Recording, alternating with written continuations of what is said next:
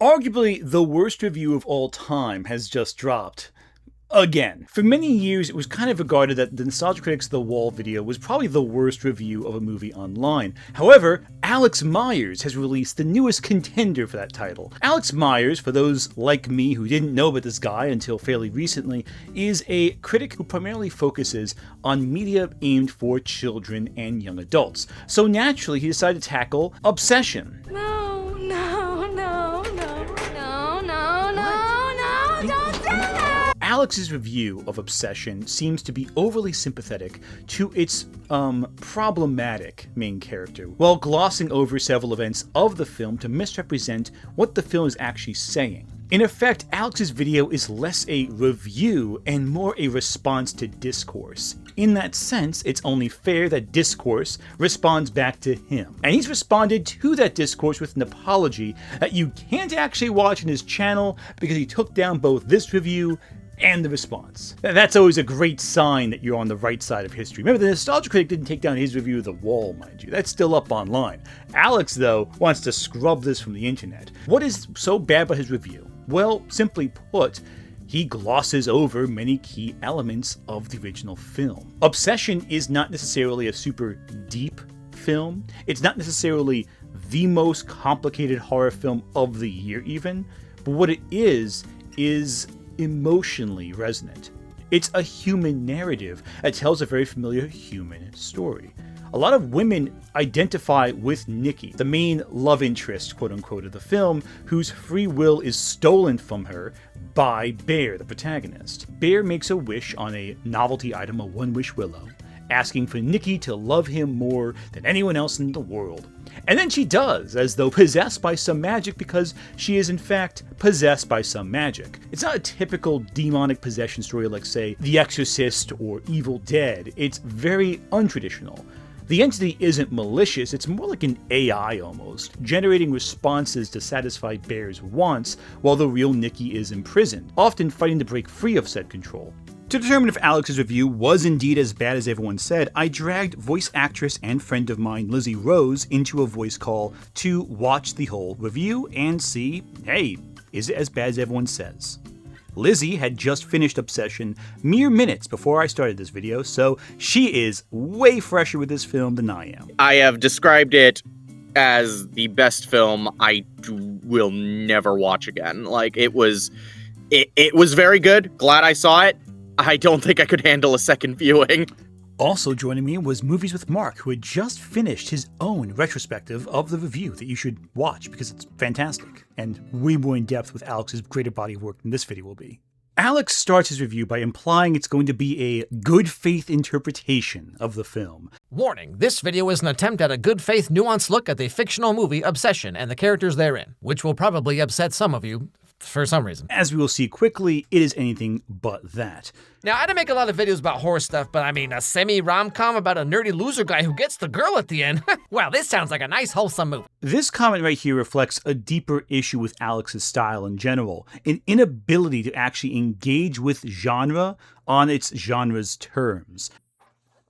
Right away, the entire framing of this is off. He's framing it like, oh, it's a wholesome rom-com, it's a family film. You know, he's trying to recontextualize Obsession in the format that he's most familiar with, that being the teen rom-com, the animated family film, the cartoon, because that's his bread and butter. But I think right there, that approach is already wrong because you're not approaching the genre with its specific needs and specific elements at play, because horror has a set of elements that you have to consider when discussing it. One problem I notice, and I'm curious if you'll agree. I'm getting Jello Apocalypse vibes in the fact that he feels the need to do a stupid voice to keep everyone's attention. Yep. I was thinking the same thing. This radiates Jello Apocalypse. Welcome to Tumblr. I'm here to teach you the ins and outs of the world's most amazing interactive content sharing website. He has to know it's a horror film. So I thought it was going to be setting up as a joke, like, oh, I think it's a rom-com. And then he watched, like, oh my God, this isn't a rom-com at all. But like, he doesn't do that in the video. No, it feels like the most easiest joke setup ever. Like, it's almost like, yeah, let's watch a nice family film, a nice wholesome historical epic. Let's watch Shallow with the kids and everything. You know? It's like that kind of setup to a joke, like a real. I was so tempted to do that with the end of my video. But yeah, no, it's the easiest opening for a joke, and he never makes it, which is so bizarre because he's constantly making jokes. This is the easiest setup. He could just do, oh, it's a nice family rom-com, and then have like a montage of like Nikki screaming or whatever, or like doing the terrifying like walking backwards thing or something. You know, there's so many easy setups. Just show the trailer, just show like the head bashings. I don't think he ever mentions the head bashing scene, does he? No, he completely skips over it. Completely ignores the head Dang. bashing, which is one Yeah, of the... he just goes, oh, they're dead. Yeah. Yeah, they're dead now. Okay. But I want to clear up something right now. The problem is not that Alex only does kids' movies. It's easy for me to say Alex is just a cartoon reviewer. He's just a kids' movie reviewer. And that's all he is. So how can I expect him to deal with this complicated adult film? Well, that's not really a good argument to make against Alex. You see, reviewing anything requires the same core skill set. You have to address what the storyteller is trying to accomplish. Then you got to ask yourself, how does the storyteller accomplish said goals? And finally, what gets in the storyteller's way to enact said goals? There are many critiques of Obsession that are out there that argue that maybe Curry Barker didn't quite hit the nail on the head. You know, maybe he dealt with some misogynistic tropes, for example. Maybe he fell back on exoticizing borderline personality with Nikki, making the traits that are overtly scary to bear traits that exist in the mentally ill. And that's an argument that could be made. I don't agree with that argument, but it is an argument one can make that would be still anchored in discussing the film itself. But bad faith criticism isn't about that. It's not about coming up with some interpretation of the film. It's about making a new version of the film to connect to your audience, to tell them what happens when it's not really the case. I feel like I'm coming apart. I think about you all the time, Nikki. When I try not to. You're in every song I listen to. Marching along as the song fills the air. Gummy bear. Nikki! So this is our main. That is such a fucking millennial core joke. In the worst way possible. When people say millennial cringe, that's what I'm talking Right. about. Also, Sorry, cut you off there. Sorry, Mark. I was just gonna say, like he's 38. He's talking about gummy bears. Gummy bears went off the air like 1990s. So I mean, I remember it. I don't know how. Like, is he that nostalgic for it? Or I don't even think of gummy bears really at all. There's a surprising amount of Gummy Bears nostalgia out there. Like they did a joke regarding the theme in the TED TV series recently. Really? Like what is gummy bears of all things? Like not Transformers? I don't know. It's one of those shows I don't think much of, but then like I'll see like a random person have nostalgia for this show. It's kind of funny, and I think it's kind of neat, honestly, that this little show gets like people like, you know, like all nostalgic and like they have like this wholesome love for it. But yeah, no, it is kind of weird. So this is our main character, Bear. Bear is 25, according to the screenplay, and he's never outgrown his awkward high school loser persona. One major issue a lot of people had immediately with this review was how Alex talks about Bear. I'm sorry I made you do that. No, it's okay. You're okay. It's fun break. Just pretend like... You're good. Oh my god, dude, that was so embarrassing. I don't know, man. You got that strawberry milkshake sitting right there, so something tells me you're the kind of guy who's internalized a few too many rom-coms written by equally pathetic losers as yourself. I mean, trust me, ain't my first rodeo. He seems to identify with Bear a little too much, which I think clouds his judgment, and is a bit concerning if you've seen the rest of the movie. I feel like he's really projecting onto Bear with that line. I'm getting that vibe, and considering how I immediately got the creeps from Bear from frame one, I'm just kind of like, oh dear.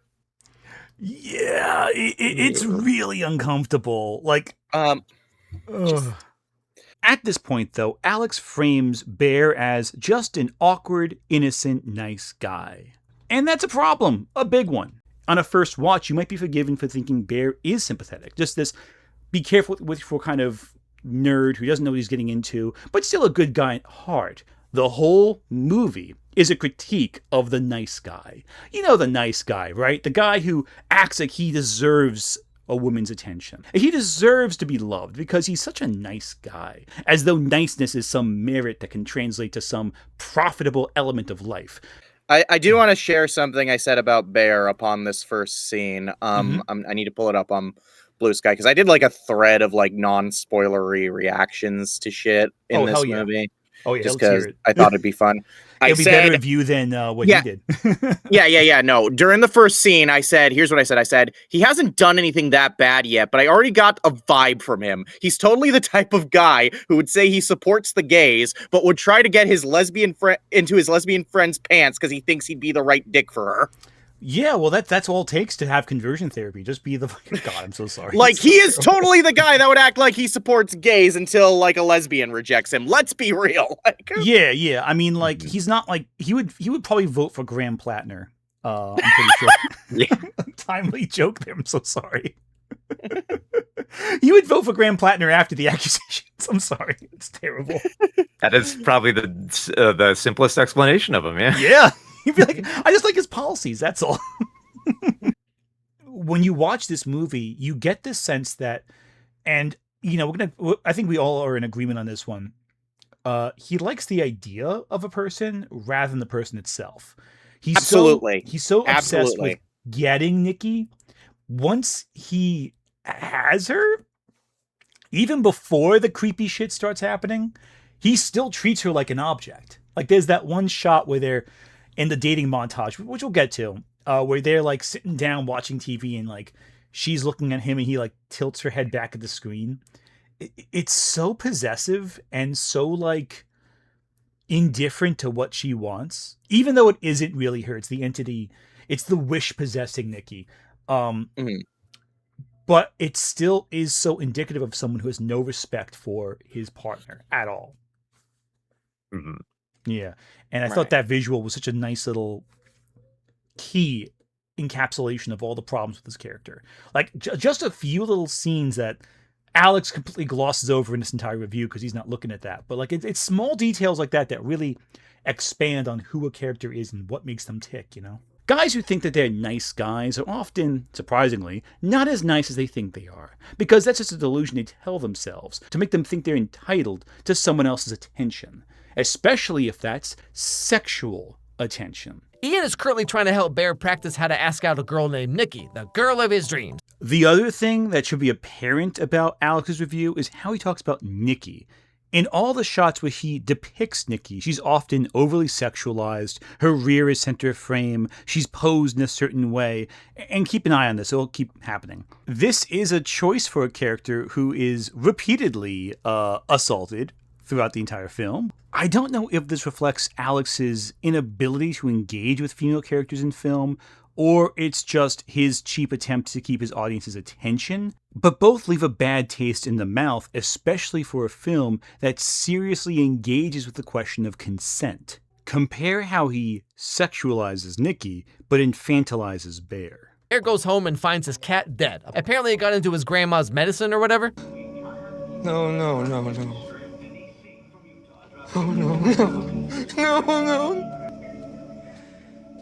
How did you get into these? Little backstory. So Bear's living in his grandma's house who recently passed away. So, you know, it's full of all kinds of grandma stuff, like insanely racist paperweights. Imagine Bear's got a lot on what his the back. shit was that? Those were racist paperweights that just happened to show up randomly. That was an attempt at a joke. That didn't work. Oh, that no. That was humor, apparently. Just throwing in shocking visuals in an already shocking movie. Also, And I don't know.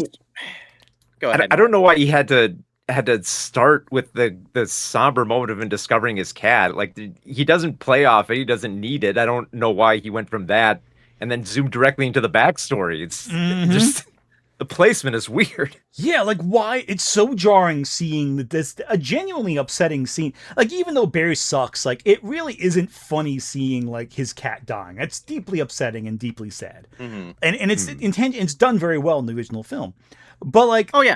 when you conflate the dead cat who died from eating, like again foreshadowing with the end result of the film, with the fucking cheesy fucking animation style, making fun of Infinity War with the grandma turning to dust and all that, like it's just so jarring. It's so bizarre, and it's like, what the fuck were you thinking, man? Like, don't show the clip. Just summarize. He summarizes a lot more later on in the video, so his choice to show that clip is really weird. As you might imagine, Bear's got a lot on his mind. His cat died, he has no idea how to ask out Nikki, he's walking around with this haircut like my dude can't catch a break. So it's Wednesday night, which means trivia night, because Bear and his friends are super cool. The team is Bear, Ian, Nikki, and their other friend Sarah, and they all work together with this music shop place, which seems to have a lot of employees for a random store on the side of the road in the middle of nowhere. Feeling pretty down, as you could imagine, but I just want to point out something here. Look at how he draws the characters. I want to go back to this. That's what I was saying. Oh, Jesus, too. I feel like one of these is not. I feel like two of these are not like the other.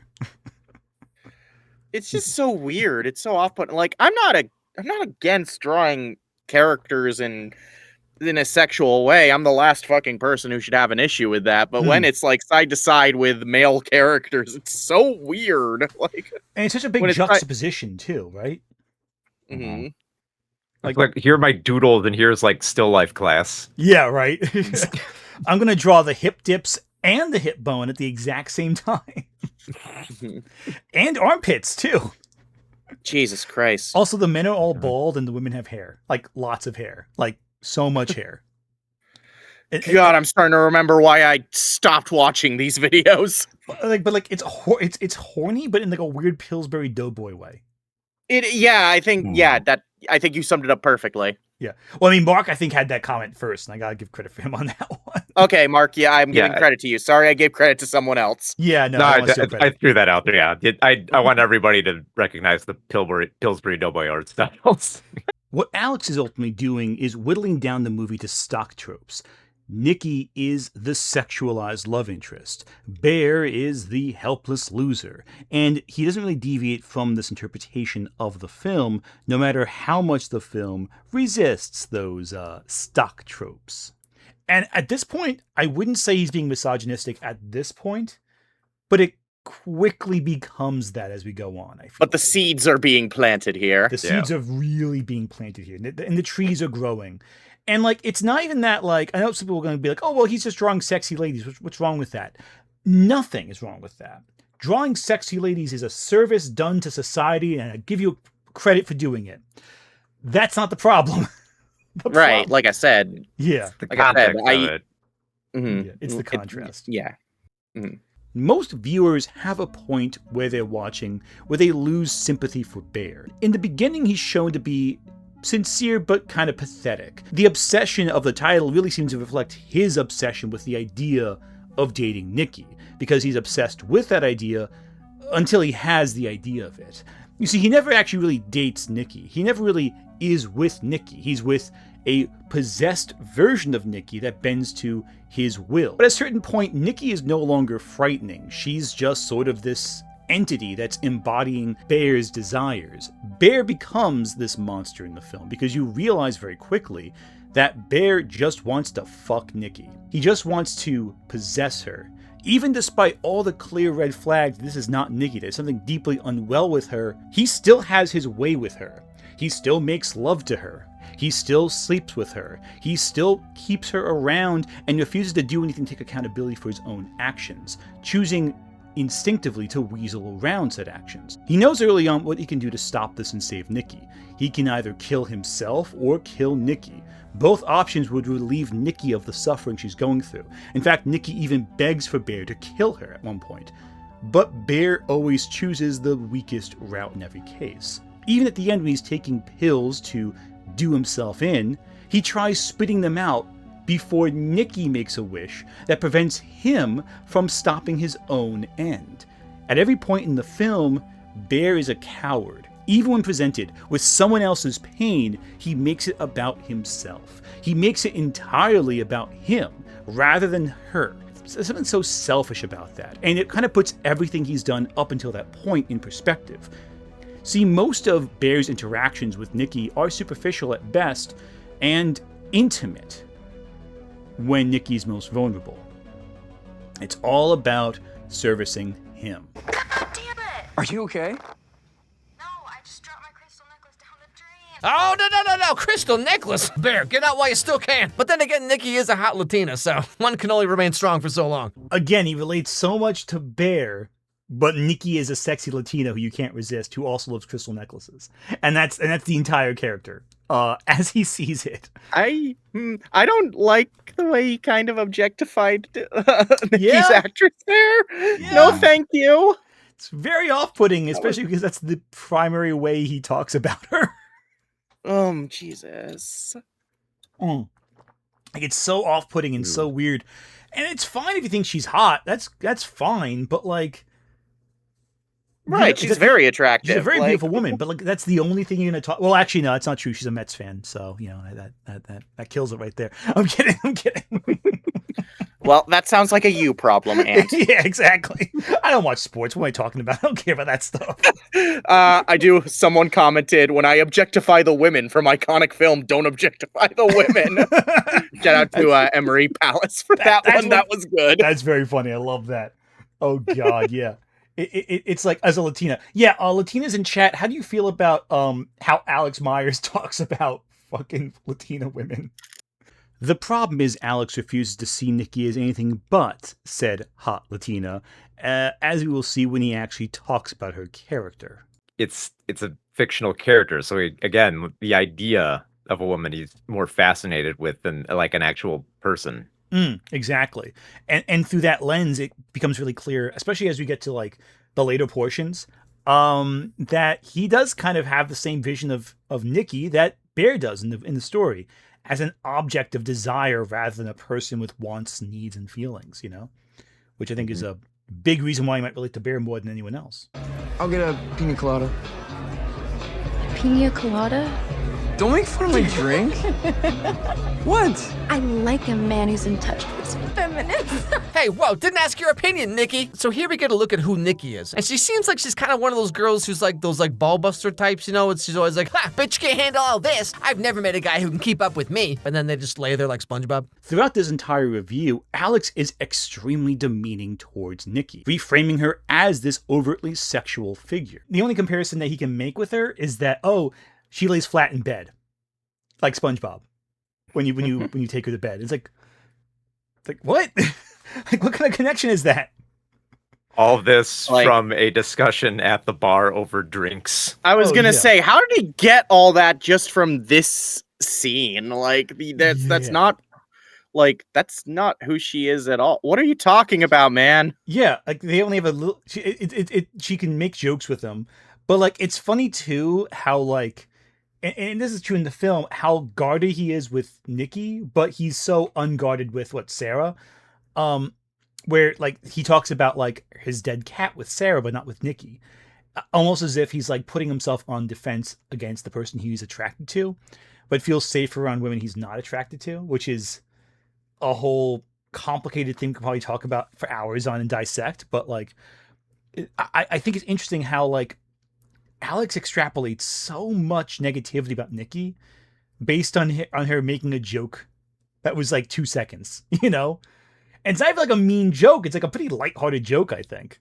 The phone call, there's only been 2 interactions with Nikki so far, and he's already formed this idea of her in his head. Much like how Bear forms an opinion of Nikki based on his interactions with her. Like one that's not Heyo. reflective of the reality. Exactly. When it's not Yep. reflective of the reality of it, you know? It's funny how in real time, both Bear and Nick and Alex create this version of Nikki that's not even reflective of what we see on screen in their heads. What this in effect does is it kind of demeans Nikki down as a character. She's no longer a complex person who's overtaken by another entity.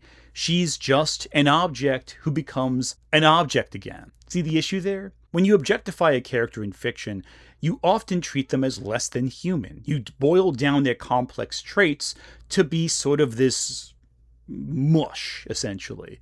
A mush that's formless and can be reshaped in any way you want. Therefore, a character isn't a character with wants, needs, and drives, conflict, or personality. They're a feisty Latina, and that's all they are to them. Because the specific traits of the character aren't relevant. It's the stereotypes they fall into that are relevant. You want to know like the worst part of that joke? What? What? In his apology video, he said, like, oh, I didn't think the joke was that bad because we had a Latina writer write it. Oh, Jesus Christ. Oh, okay. Throw the Jeez. Latinas under the bus. Well, I mean, Jesus that Christ. alone is bad. Like, he's saying, oh, well, my friend of color said it was fine. But also, like, you have writers? I was gonna say, Yeah, like, right? And no one told you it's a My bad mind's- idea. Right. my mind's kind of blown that Alex Myers apparently has writers. I know. Like, explains why he pumps these videos out so quickly. He has someone else write all the jokes. Either that or he's lying and just like passing the buck just so he doesn't look bad. That's probable, honestly. This animated film features a blue genie. Here, I'm so sorry. Wait, hold on, back up. So the trivia topic was early film trivia, and the question was, this film has a blue genie that grants wishes. Yes, the ancient year of 1992. One of the rules of the genie in Aladdin is that he can't make people fall in love with one another. I feel like this explains why. Yeah. Oh God, I didn't even think of that. This is cool. yeah. Oh, we're having a You never had a discussion. girlfriend Yeah. like me. Exactly. Aladdin would be a very different movie if this is how the wish turned out with Aladdin. Would he have understood it better if Obsession was a musical? Honestly, he might have liked it more. That, in fairness, he might have liked it more Probably. with some songs. Gummy bear. But more importantly, so here we get a look into the dynamics of the whole friend group, okay? So Ian is kind of like a douche, right? Nikki seems like one of those girls who's one of the guys, you know? And Bear has a huge crush on Nikki, even though Sarah over here is clearly into Bear on some level, and he just like doesn't notice, doesn't care. So Bear's choices are Crystal Mommy or Septum Girl. So like, this dude never stood a chance. Like, you might as well put that. I Jesus feel Christ, that art. unclean. Yeah, that art is so gross.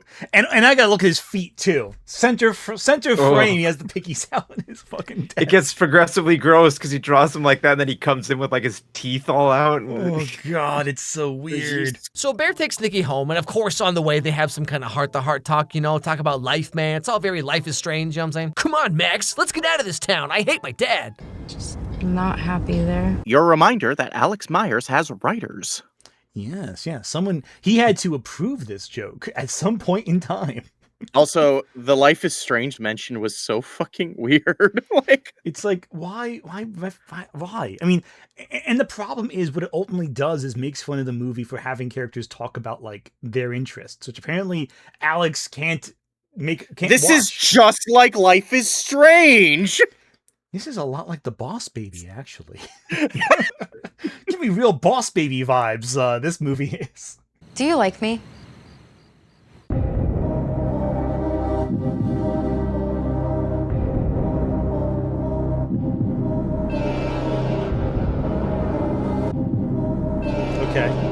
Okay. Move Yeah, on. you get the joke. Get I it. think we're good friends.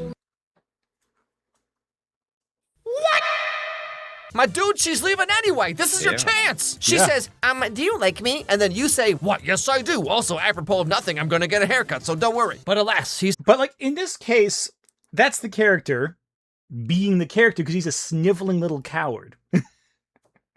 Like, Yeah.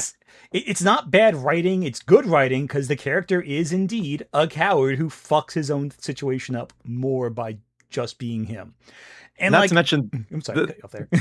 the part where he says like where he doesn't understand the difference between love and romance. I think it's such a big thing that forms why Bear does the shit he does. Exactly. Like it's the cornerstone of everything right there because it illustrates he thinks that love is romance. He doesn't understand it could be obsession. Yeah. And It's not just don't ask me out, you know. Yeah, exactly. Like, I mean, Jane Eyre is a love story. I mean, it's technically a romantic story, but it's not a romance, if that makes sense. You know what I mean? Like, it's a gothic romance, but it's not romantic. Wuthering Heights, technically a romance, but it's also a depressing tragedy. But it's not a love story. No, it's a love story, but not a romance, I should say. Well, I'm getting it back. I'm getting my own commentary backwards. But like his inability to understand that is kind of reflective of, you know, why his character fucks up so bad. But we're getting to the part now which is really controversial. So, One last thing I want to dear. mention. no, go for it. Sorry. Just because Who Wants to Be a Millionaire draws out the questions doesn't mean you have to. Yeah, Right. It's not as funny when you do it. exactly. Like it's like, okay, 2 seconds we get the joke. You know, we don't have it be a 5-second clip of the audio. Right. Anyway, okay, so jokes aside, up until this point, Bear was just a dude with a crush on a girl that he was too scared to talk to. Okay, a story of my life. He pulls out this $7 wishing toy. He's like, golly gee, I sure wish Nikki loved me too. But here's where everything changes, okay? Maybe you want to come inside? I mean, I did just lose my cat, Bear. You lost your cat? Oh, wait. I mean, you lost your cat. I'm so sorry. So as you can see, Nikki's starting to act a little out of character. She's saying things that don't make sense. She also demands to go over to his house to spend the night. Yeah, I'm sorry. The entity that exists inside of Nikki, she is there to reflect what Bear wants. Because Bear chose this for Nikki. It gives him what he thinks he's entitled to, rather than what he actually deserves. Alex Meyers' review glosses over all of that. What it ultimately does is what a lot of bad faith mediaism does. It creates a substitute version of events. And to Bear's credit, he's not immediately jumping at the chance to take advantage of her or whatever. Like, he gives her privacy and space. He doesn't want to make it weird. He turns around when she takes her shirt off. And based on what people were saying about this movie online, I expected Bear to be this horribly angry, misogynistic incel dude, right? But up until this point, he's just some super socially awkward loser who has a crush on a girl, and he uses a $7 wishing toy that he assumes is not going to work. And then when Nikki starts acting like this, he's very confused and put off by it. What were you doing? I want to pause right here. Lizzie, what are your thoughts on that commentary at this point? Did he watch the movie? Yeah, okay, there we go. Okay, we're on the same page. Mhm. Because let's take the most forgiving perspective of the scene. They're coming home from a bar and a girl is acting really strange. Your first thought should be, okay, the alcohol's hitting her. Let's get her to sleep. That is the most charitable interpretation of what's happening. Even if it's not completely bizarre what she's saying, even if it's not completely abrupt, out of character, and startling, there should be a sense of wait a second, something's not right here. There is you should be able to interpret logically, okay, even if you don't believe the magic of the One Wish Willow exists, and it just happens to be all turning up perfectly for you despite you dropping the ball like that with Nikki, you should at least be okay, hang on, let me make sure you're safe. Something's weird here. And doing the bare minimum, which he still doesn't do, is not enough. And it's very clear that he is still sexualizing her. He's still looking at her in a way that's very suggestive and very strange. Mm-hmm. Given the context, he should be asking her if she needs any help. She should be trying to see if she needs water or something, or taking into account her needs, because she's clearly not well. Right. Even if you don't know the wish is there, there's enough red flags where you're okay, something funky's going on here. But yeah, that's just some thoughts that come to me immediately as to why, even at this point, I think he's still acting really selfishly. Right. It doesn't take that much thought to realize, oh, you're not Bear is not doing the right thing here. Mm-hmm.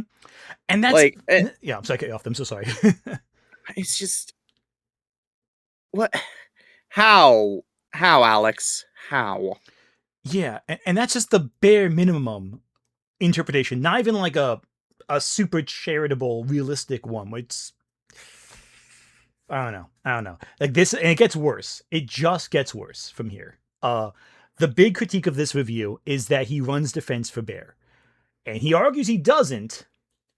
But he absolutely does. This is Bear kind of sleeping. is. Oh, already. Oh, Lizzie, Mark knows. I know. It gets so much worse from here. I'm scared. Oh, there's a reason people are reacting so negatively to this video. Okay, this is... I don't think I'm ready. But no one is. Let's go. Obviously, things get different later on, but at least up to this point, Bear has no idea that the wishing willow worked. And again, to his credit, the very next day he immediately tells Ian that he thinks something's wrong with Nikki. Like he seems genuinely concerned. Just pretend like we're laugh. Yeah. I think Nikki is going through something. What? I don't know, dude. She was acting so weird. She would Like what? Is she okay? No. Now, I've seen a lot of people saying that this part is showing how Bear's trying to make Nikki seem crazy to other people or whatever, but like, again, he has no way of knowing that the toy works. Like, why would he think it did? You know what I'm saying? Like, it was $7. Like, in any other circumstance, you'd probably do the same thing if your friends started acting like this out of nowhere, right? Anyway, so that night, Ian apparently talked to Nikki, and she said that she was on some drugs or whatever, and so maybe that explains why she was acting so erratic, you know, like when she and Bear kissed earlier. Yeah, that seems to be something he's really glossing over here. Oh, and let me play the clip. Oh my god, I'm so sorry. You kissed me! I know, I thought I saw something. So at this point, Bear thinks that Nikki was acting weird, kissed him, freaked out, etc. because she was on drugs, right? So again, to him, in this moment, it all seems totally above board. But then... No, that's not what that... Okay. No! That's real... Yeah. No! So, you got kissed by a lady, and you think she's on drugs, and you still want to... That is like date rape. Okay. This is where it gets into like actual rape apologia, because it's like if you think she is on drugs or drunk or something, and you're still physically taking advantage of her, that is assault. That is textbook assault. It She is. can't consent. If she's incapable of giving, consent from a sane mind, that is rape. It's just rape. That is just the definition of the term. So, like, it's not so the fact Alex thinks it's above board, I think, is indicative of the big problem here. He doesn't seem to register the problem isn't that he's an overt misogynist. The problem is that Bear is overly willing to badmouth someone, say she's crazy to all of their friends, while also taking advantage of the fact that he knows something is wrong with her. That is, like, really fucking bad, actually, Alex. It is. Mhm. Yeah. Like, how? Yeah. Oh, it gets worse. I swear, So there's a much point in worse. this where just like the words that come out of he should have like had that moment where he was talking and realized, oh wait, I realize how this sounds. I am apologizing It for a already rapist. sounds bad. Oh, Like, it's worse. It gets way worse. Ow! Vastly, vastly worse. This isn't even the worst. Ow! Oh, trust me, We'll see. you'll get there, and it will be agonizing when you get there. But we'll see. We'll see. Anyway, yeah, I know. Jesus. And thus begins their relationship. They start dating, hanging out, kissing, doing the devil's tango. And Bear's finally living the life he always wanted. Hot dog. Turns out Nikki was in love with him the whole time. It's sad, and it's sad that I have to say this, but one of the it's something we do see in that montage a couple times is the fact that they have sex, which Repeatedly. completely obliterates the point he just made. Like, it has now gotten to the point, like, even if you somehow missed like the issues with the previous scenes, you can't miss them here because it's starting because the problems with Bear as a character start to get more blatant here. Like, Exactly. And it's very evident with this sequence that he is not holding back. He is very intimate. And the problem with that is that he knows Nikki has been on drugs at this point, as far as he knows. So, like, who's saying she's not on drugs when you're having sex with her? And that's without understanding the fact that the One Wish Willow clearly shows a break in Nikki's ability to consent because there's another entity inside of her brain. It's very disconcerting and very bizarre. And as we get to, Alex never reckons with this difficulty of the situation. He never addresses the obvious issue here. Does your dad really have cancer? Oh, no. What? No, don't do that! I thought we were having a nice day! We are. Okay, see, Bear, I don't know why you're making this face. You wanted the Crystal Mommy Latina experience, and you got the Crystal Mommy Latina experience. Often in fiction, we do have stock tropes. They are characters who are stock by design. Nikki's not one of them.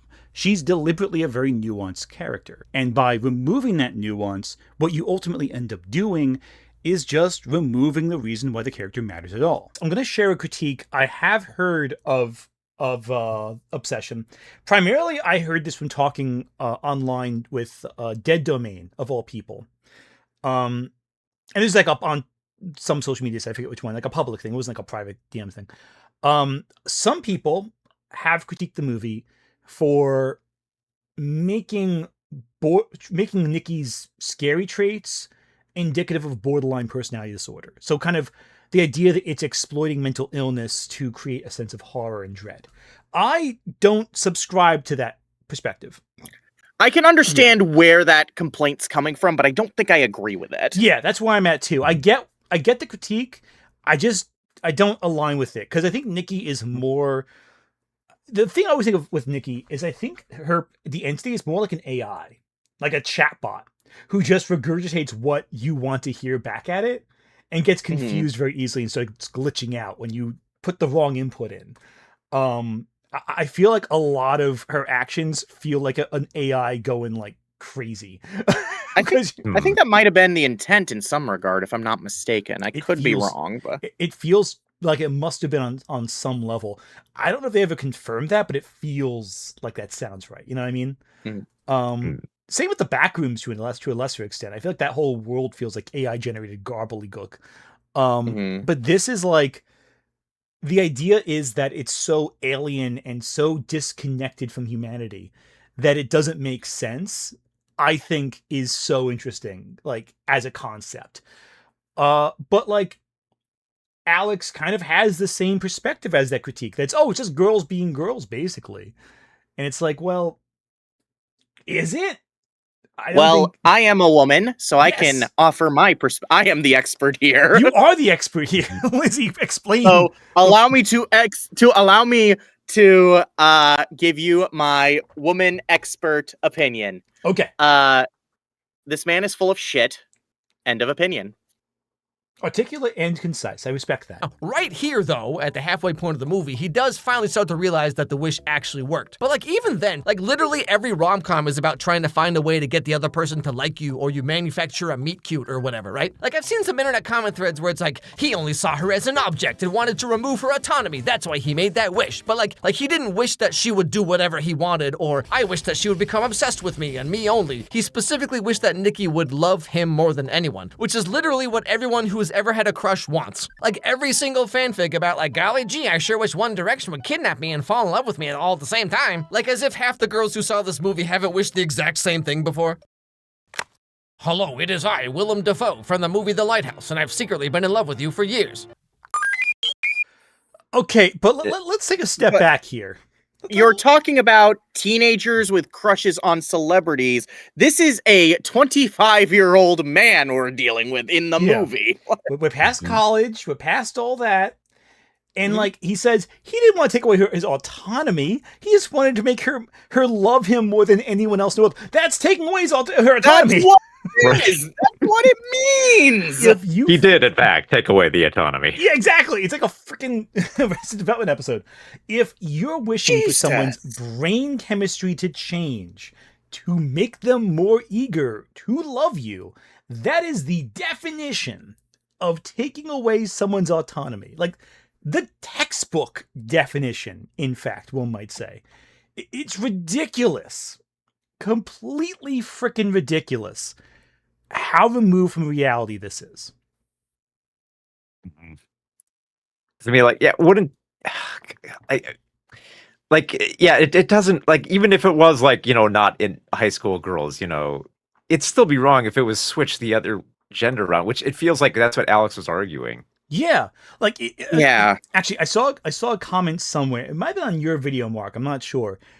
I did make that comment. Yeah. No. I mean, a comment in the comment section of a video. I mean to say, I'm gonna just. Okay. So I don't know who said this or not. If the wish was made from Bear to Ian, that Ian loved him more than anyone else in the world, every single one of these guys siding with Bear would immediately talk about it as though it was the most vile thing in the world. Oh, absolutely. Yeah. Mm-hmm. If it forced a guy to love him, every single one of them would be horrified. But because it's a girl who's forced to love him, they almost seem to defend him at every step of the way.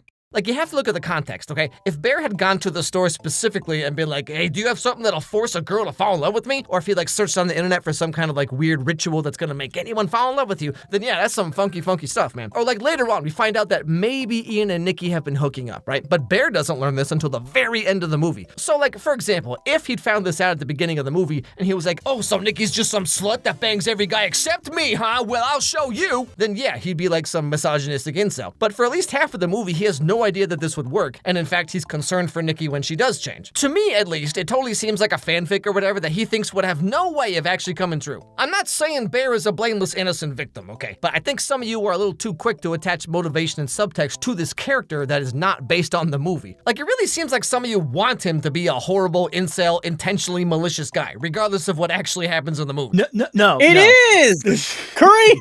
The director fucking said so! Even if he didn't say so, it's all in the fucking movie. Right! It's not even subtext. I'm just saying, like, okay, even if you don't see it in the movie, the director has spelled it out in interviews at this point, dude. Like, and I think the conversation's over. Yeah, and I think it's indicative of a bigger problem that he needs, like, Bear to turn to the camera and go, ah, yes, I am a misogynist who hates women, and all you women are hoes all the time. But no, it's not about that, because real misogyny in real life can be extreme, but it can also be very small and very well hidden, and so ingrained in the actions a person takes that it's not immediately obvious that they're being misogynistic to an outsider. This isn't even subtext, dude. It is the point of the fucking movie. And again, I know I brought up the director, but again, you don't have to even listen to a word he fucking says to get it. Mm-hmm. And even beyond all of that, when you watch the movie in its entirety, the comments made by Bear, which we'll get to, it's coming, color what came before, you know? Like, it completely colors what he did before and shows that his actions always had this undercurrent of selfishness at every point in the movie. Even if you don't pick up on every single bit of cowardly, sniveling patheticness that leads up to this point. I also wanted to bring up, like, he mentions, you know, oh, he bought this thing for her initially, and it's like, yeah, but you kind of missed the small little selfish act there, because he was there to buy a crystal necklace, like a fucking crystal for her, but says nuts to that, I'm gonna buy this thing that looks cool to me. And it's like, it's a small moment, but it's like, again, it's a small, like, subtler display of the character's selfishness that comes full force as the movie goes on. Exactly. And he never gets her that fucking bracelet or whatever. Right. Like, again, the movie is not subtle about it's. Oh god, this really does remind me of Nostalgia Critic's Wall review, where you are missing things that were spelled out with no subtlety within the text. Like, none of it's subtle. None of this is hidden. None of this is like a secret. It's the most obvious shit you can possibly ever see. The movie goes on. Nikki gets more and more insane. She walks around like this. She cooks up his dead cat and feeds it to him. She waits so long that she pees why would you animate that? Why would you animate pause. that? But, like, the thing I'm noticing here is that Alex is really poorly equipped at analyzing the horror elements of this movie. I get no point. Probably because he doesn't usually review horror, and God, is that obvious? Like, yeah, it just feels like a complete divorce from that. It's out of his wheelhouse. And, like, him doing this, it's so clear he's struggling with the topic, you know? Like, he's really struggling. And I think it's indicative of the bigger problem with his review. It's just he's not good at analyzing movies that don't conform to the expectations of genre he's used to. And even then, he's not good at those either. But especially his weaknesses are apparent here because the film is more serious. It's more important. I would say important, but it deals with more human connections, you know? Subtleties. Some people have also pointed out in terms of subtleties in the chat that there's speculation that using the cat as the sandwich meat could have also been the real Nikki reaching out. Like, that could be. I mean, there's a lot of and I could totally see that. I can see that. I see it more as in, like, if I go with the AI interpretation, I feel like that's like almost like a hallucination, like just garbling out like, oh yeah, to make your pizza cheese a little stretchier, put glue in it or cement. It's that kind of thing where you take a random, like a Mad Lib, shove it in there and see if it works kind of thing, which I think is interesting with that instead of like, because she's more upset with like peeing herself than she is with like the cat. I don't know. Just interesting, I think. I'm babbling. I'm babbling at this point. Anyway, back to this. Why are we watching this part? Once Bear realizes that this happened because of the wish, he finds a phone number on the back of the box and he calls it to try and get his wish changed. Is her love real? Just because you chose this for her doesn't make it less real. Okay, then I would like to cancel. We don't really do that. What? I love how chill the wizards are in this movie. Like, this dude's like, yeah, so your girlfriend's soul is like trapped here or whatever. Anyway, I gotta go reheat my nachos, bro. Glaucoma. He cuts a lot out, especially glossing over the fact that Bear doesn't initially ask to cancel the wish. He asks Right, to he wants to alter. change He wants to alter it initially. Yeah, because he's actually totally fine with Nikki having no autonomy as a person. He just wants her to be less weird about it. Like, she doesn't care that she's been possessed by some other entity.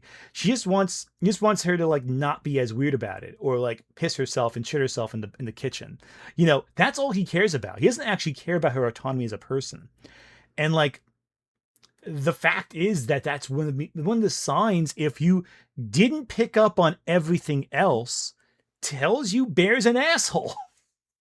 Right, the movie just spells it out for you, like Multiple times. I swear, like they spell it out without the character just flat out looking at the camera and saying, "I'm the asshole here." Yeah. And Alex says before, oh, well, Bear didn't get rid of Nikki's autonomy. Well, he clearly doesn't care about it now when he's trying to alter the wish. And he kind of mentions it's altering the wish. He just doesn't care. He glosses over it. And it's like, well, didn't you pick up on the subtleties of this scene, the intricacies of what's happening here? Well, no, you didn't, because you didn't give a shit, ultimately speaking. Right. And I'm seeing some folks in the chat saying like, "Oh, this is kind of where I fully lost all sympathy for Bear," and I can understand. Like, if you, like, I could see someone just by virtue of this being the first viewing, maybe even missing some of the smaller stuff as the movie was going on. But this is kind of the point that seals it. Like, yeah. Now, this is another part I've seen so many posts about that I find so baffling. Like, I've literally seen people say, like, if Bear truly loved Nikki, he would have killed her when she asked. Cause, like, it's just that easy, And then what? He goes to prison for life? Obviously, he doesn't want to do that. Also, it's well established in this movie that he's like a low self-esteem, probably depressed loser guy. So, like, of course, he's not gonna suddenly do this completely out of character thing. Now, that being said, his reaction to this is very telling, though. What would be so bad? What's so bad about being with me? Okay, Bear, see, I was trying to be fair, okay? And then you go and you say that, like maybe everyone's right about you, And this is further solidified. Now you're getting it. Now he's getting it, yeah. And again, that's the scene that no one can possibly forgive. It is right, that's basically the equivalent of him turning to the camera and saying, "I'm the bad guy." Like, exactly. So evil, so vile, so disgusting of an action. And there's nothing you can do past that point where you're like, there is nothing you can do. That is pure evil of a statement. And and he knows that scene was in the movie and it recontextualizes, but rather than examine how that recontextualizes everything he did up until that point, he just glosses over it kind of. He's like, oh, I can see what people think you're bad. But like, even when discussing that scene, he spent more time sweeping for Bear than analyzing the implications of that scene. And keep in mind, for 19 and a half minutes of this video, he was glazing. Yeah, it's weird to have this entire video where you're essentially glazing this character, and then with the knowledge that this moment was coming, because I have to imagine unless the script writing process is he's writing it as the movie's going, which is not a good way to do this. Like, yeah, and you never re-examine your notes afterwards or do a rewrite, right? Or because I can. We were talking before. You can write notes while watching a movie, and those notes can be incorporated in your script. But you gotta have a reevaluation of what you just said. This is where he also acknowledges that Bear is still the bad guy. But it's not really effective to say that after all these 20 minutes of glazing Bear, mainly because I get the vibe that he struggles when it comes to connecting to said women. Several people in his comments have pointed out he is twice divorced. That doesn't matter to me as much. It could be a sign of something, but I don't want to speculate about someone's personal business unnecessarily. All we have are his media reviews to the public, and I think that's what we got to look at. And his actions about hiding this review, which means he's more afraid of being caught saying something that's not popular than standing by his own words. Right. Like I said, I can understand maybe someone missing like the moments where Bear is truly despicable up to this point on first viewing. I can understand. But this is the point where any benefit of the doubt you can give this guy should cease. You could argue earlier, absolutely, but even if for some reason you didn't get it at this point, this should be the moment that it all stops. Yeah, very quickly. There is at this point no ambiguity left. This guy's an asshole. It's that simple. He's an asshole, you know? And you should spend more time reevaluating the film up to that point than just the last 2 minutes of the video. Because we're in the last couple of minutes, less than 3 minutes left of the video at this point. And it's only now he's evaluating the actual elements of the character. Now, I didn't see his response to the backlash, but did he try to defend this by saying, "Oh, but by the end I said Bear was the bad guy," so that somehow undoes 19 minutes of glazing him? Several times he says this. Yeah. Oh, there you go. So it's like, oh god, this really is much like Nostalgia Critics The Wall, where it's like, oh, see, I did what I briefly said this, so that counteracts a whole review worth of that. So exactly. Jesus. Oh my god. Seems pretty shitty, right? Anything you want me to No, be. don't say that. Anything you want me to be. Let me be Nikki. You're not being like me. I can't be Nikki! But this also brings up another interesting thematic element of the movie, I guess, which is people are saying, if he truly loved Nikki, then he would do this incredibly selfless thing for her. But remember, his wish was not that Nikki would become obsessed with him. He wished that she would love him. So why isn't her love for him as selfless as you're claiming that his love for her should be? Because that wasn't the wish! That was the wish. What the fuck are you talking about? That wasn't the wish! And that's not Nikki. The wish was that he wished that Nikki would love me more than anything else. Bad wording. It's not even just bad wording. He got exactly what he asked for. And it's yes! He just didn't like how she loved him. And that was how it wasn't the fact that he was taking away her autonomy to choose to love him. It was that he just didn't like the way it was manifesting. He didn't care about her at all. He cared about how it affected him. Every action he takes is only the action he takes because it impacts him, not how it impacts Nikki. Nikki is such a distant afterthought in his brain in terms of what she needs or wants, that every action is informed by that indifference to what she genuinely wants or needs.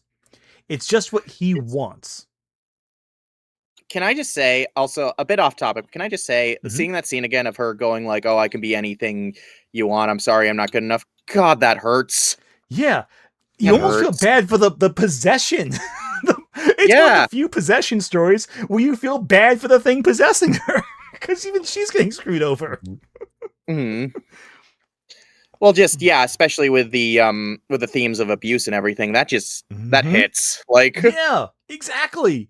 It's deeply upsetting. Every single woman I know who has seen this movie comes away with, or any woman or any AFAB person who saw this movie comes across with the same interpretation. It's wow, that's deeply disturbing and deeply true to life. Because it impacts their life experience to some degree. It's fucking Jesus. Oh my god. It's staggering how he can put that clip in his video and not at any point reflect the implications of what that clip says. Like, it is staggering to me that he did not pick up on any of that when watching it. Like, truly staggering. I do not understand how you do not get that. Just mind-blowing to me. And it's like, yeah, because men treat us like that. Yes, people in chat are pointing out, yeah, exactly, because there are men who do not pick up on that. Mhm. And it's like, you would think, like, as a man watching it, you watch that and go, yeah, if a guy didn't have the self-awareness before, seeing that played out in such a horrifying fashion in front of them should be like, oh, now I get it, because art can help shift perspectives. Art can help individual perspectives, not cultural perspectives necessarily, but like an individual can look at a piece of art and see themselves reflected back in it and kind of think, oh, wow, I don't like the reflection I see. I need to do something differently or make a change my perspective. That's the power of good art. But this presents everything there in front of you, and you go, well, none of it connects. It's nuts to me. It's absolutely nuts to me how none of that like links up in his brain. But anyway, so the very end of the movie, Nikki has killed Sarah and Ian. We glossed over all the death. Bear realizes that there's no way out of this unless he dies. So he eats all the rest of his grandma's Flintstone vitamins, I assume, and dies in the arms of Nikki, who is finally freed from the spell. Hang on a second, you're glossing over a few details. You glossed over a lot there, my friend. Like how Bear took the pills, then tried spitting them out, which is like the final crescendo of Bear's cowardice as a human being, like completely avoiding the consequences, and only doesn't spit them out because Nikki makes a wish. Yep. Yeah, which is pretty telling, I think. It's like the ultimate karma. His will was taken away from him. And that's more or less the end of the movie. Yeah, so whatever your personal interpretation of the movie is, it really is a fantastic film. I liked it fine. A little full of itself. It is the fucking modern version. I'm so glad we brought back The Wall in 2026. There's no barrier of entry on YouTube. Anyone can be a critic if you want. And if you're funny enough or talk about popular movies enough, you can easily become big on YouTube. I choose to talk about obscure shit, so that kind of stagnates my growth slightly, but hey, I'd rather do what I enjoy than anything else. The problem with what Alex is doing is he keeps chasing the trends, but he doesn't improve his craft all that much. A look at his thumbnail shows he's very consistent in his branding and style as a reviewer. Very much a partial summary of the film, isolating specific elements of the film to discuss, and kind of going, hey, isn't that weird? Isn't that strange? It's very sloppy, I think. Not that it is slop, but it's sloppy, as in the adjective. It's sloppy in that he isn't really focusing on the mechanics of storytelling all that much. He's just shit-talking. And shit-talking has its place, but not as a serious review, and not about serious movies that people are discussing in depth. When you talk about Monster High, that's one thing. You're going to offend the audience of those movies, sure, but the majority of people aren't taking those as seriously as movies like Obsession, that are aimed at a more adult, mature audience. And so, it's not that he is necessarily a kid's critic going out of his lane. That's not what it is at all. Roger Ebert, for example, reviewed tons of kids' movies and adult movies, but treated them with the same level of scrutiny, because stories rely on the same mechanics. You use the same tools to make a kids movie that you would an adult movie. An Oscar bait film is made with the same tools as a generic action film. You use the same tools to deconstruct those films as well, to analyze how all the pieces work. And the big pieces are, how is it written? What are the characters like? Cinematography, how that works, how all these elements of filmmaking come together to tell a cohesive whole. Unfortunately, Alex doesn't do that all that well. He takes his interpretation of the film and communicates that to his audience without really articulating or anchoring it to specifics. And he dumps whatever he doesn't think is important. That's all well and good. Based on what I've seen so far, it sounds like he's fine with a younger audience who doesn't really want to engage all that much with the film itself. And indeed, there is a place for that. But when you're diving into a serious discussion, where movie critics are taking it very seriously, where audiences are engaging with the ideas of the film in earnest, you need to step up your game. That's why Alex is getting roasted. It's not just that he's doing a lot of misogyny with this video, which he is. It's not just that he's taking the side of a serial assaulter, though he is. If you're going to engage in a conversation, you need to be ready to engage and not supplant the original film with your bad interpretation of it, your bad faith interpretation of it. So, Ant, I've been watching a lot of stuff today before going to the stream, and I want you to understand the drop in quality of what I've watched today and going to this review. Okay. Today I watched Obsession. Good movie. Yeah, very good movie. I watched the Curry body swap episode of Revolutionary Girl Utena. Oh, fucking peak. Fucking peak. I watched the most recent episode of Ghost in the Shell, which had the boat scene, Yuri. Yeah. And now we're here. At the bottom layer of hell with Alex Meyers talking about... That's a drop! Oh, yeah. And I'm so grateful he decided to drop in with me at this bottom layer of hell.